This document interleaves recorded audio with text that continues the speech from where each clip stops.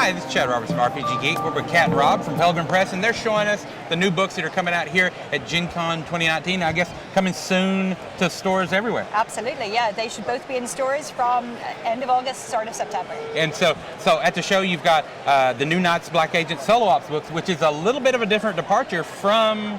It is, yeah. So Knights Black Agent Solo Ops uses the Gumshoe 1-to-1 system. Yeah. So it's designed for one GM, one player. Right. It's a two-player game, basically, right? And it's the Gumshoe system that people are familiar with, right, but specially adapted and tweaked for head-to-head play, essentially. Right. And that works really, really well with the Knights Black Agent genre because that's a spy thriller. Mm-hmm. It's supposed to be intense and cinematic, and you're being pursued by vampires who you have discovered exist when you were burnt from your spy agency. Right. So it pairs really, really nicely with the intensity of, like I said, of the one-to-one play. Mm-hmm. It's got some really neat art in it. It's using, it's got the little card system built into it, and like if you want to photocopy it and use the cards to help you as a player aid, it's got really neat art in it. So I know people are getting it here at the show.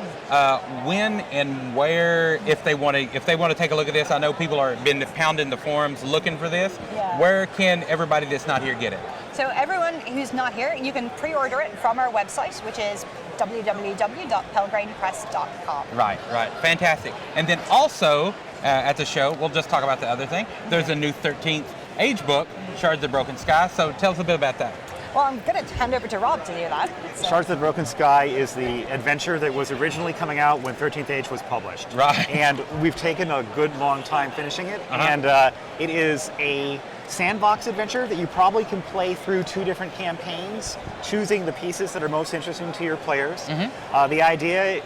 Well, I'm going to give it away right now, but the idea is basically there's a floating city in the sky that the Archmage uses to hide all the secret evils that he really doesn't want the world to have to deal with. Perfect. As you might expect from the debris on the cover, it crashes, and then the player characters wander around in dungeons that are essentially made of falling pieces of that city, gradually coming down. Oh, and as the city's coming down, the evil things that were being hidden are coming up.